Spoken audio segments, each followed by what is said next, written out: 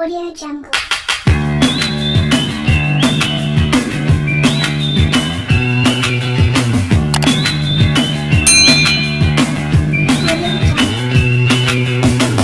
Perkenalkan, nama saya Lydia Netivera Pane. Saya berkuliah di Institut Agama Kristen Negeri Tarutung. Saya semester 5, Prodi Pendidikan Agama Kristen. Saya membuat video ini untuk memenuhi nilai mata kuliah Pak Dewasa dan Keluarga yang diampu oleh Bu Damayanti Nababan, NPDK.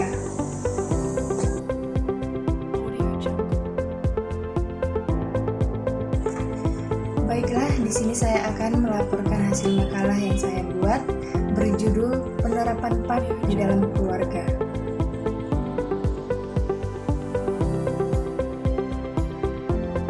Menurut Kamus Besar Bahasa Indonesia, pengertian keluarga adalah lembaga yang terkecil dari masyarakat yang terdiri atas kepala keluarga dan beberapa orang yang terkumpul dan tinggal di suatu tempat di bawah suatu atap dalam keadaan saling ketergantungan. Alkitab mengatakan bahwa keluarga terbentuk apabila seorang laki-laki meninggalkan ayah dan ibunya dan bersatu dengan istrinya, maka keduanya menjadi satu daging dan mereka dipersatukan oleh Allah dan tidak boleh dicerai-beraikan oleh manusia. Tertulis dalam Matius 19 ayat 5-6. Keluarga menjadi fungsi terpercaya bagi semua anggota keluarga. Apabila ada permasalahan keluarga, maka setiap keluarga saling membagikan beban masalah, mendiskusikan beban masalah, dan yang terpenting adalah hidup di dalam kerohanian dan dukungan spiritual. Keluarga Kristen adalah persekutuan hidup antara ayah, ibu, dan anak-anak yang telah percaya dan menerima Yesus Kristus sebagai juru selamat secara pribadi serta berusaha untuk meneladani hidup Yesus dengan pengajarannya dalam kehidupan sehari-hari. Fungsi orang tua dalam penerapan PAK dalam keluarga. Yang pertama, tanggung jawab pendidikan agama Kristen pertama-tama dan terutama terletak pada orang tua, yaitu ayah dan ibu. Tertulis dalam Amsal 1 ayat 8. Banyak keluarga Kristen masa kini menyerahkan pendidikan rohani anak sepenuhnya pada gereja dan sekolah minggu. Bagi orang tua, seharusnya sekolah bukanlah tempat untuk melepaskan tanggung jawab atas anaknya.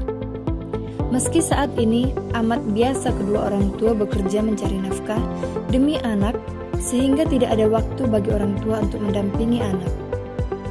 Yang kedua, orang tua yang baik mendidik anaknya dengan teguran dan hajaran dalam kasih.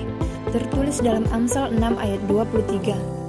Ada teori pendidikan modern yang menyarankan agar orang tua jangan pernah menyakiti anak-anak mereka, baik secara fisik maupun secara verbal, atau melalui kata-kata, karena hal tersebut dapat menimbulkan kebencian dan dendam pada orang tua dalam diri anak-anak.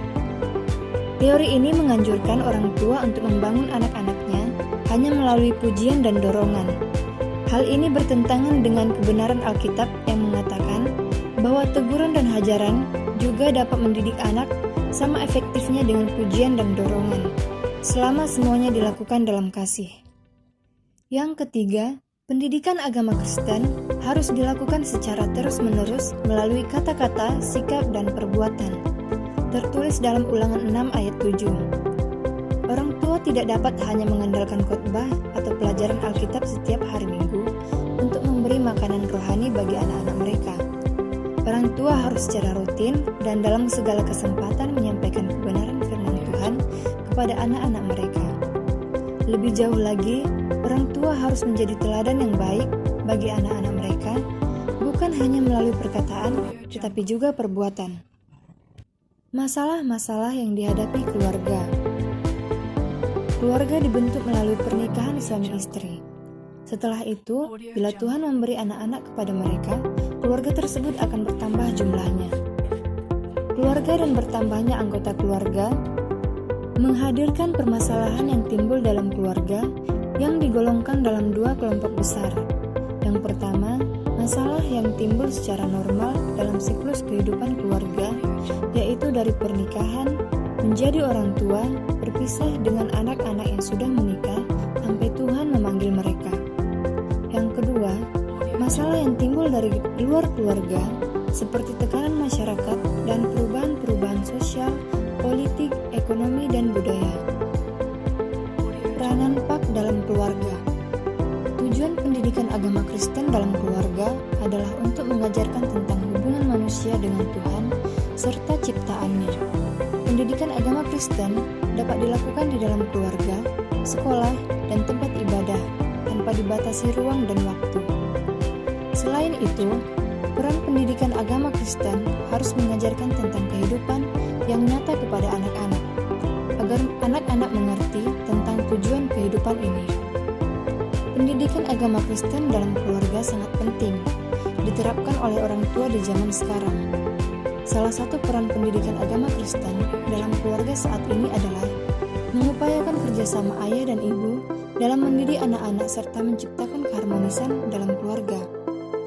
Oleh karena itu, keluarga merupakan lingkungan yang paling utama dalam melakukan pembentukan sosial kepada anak-anak. Jadi, peranan orang tua dalam mengasuh anak-anak sangatlah penting.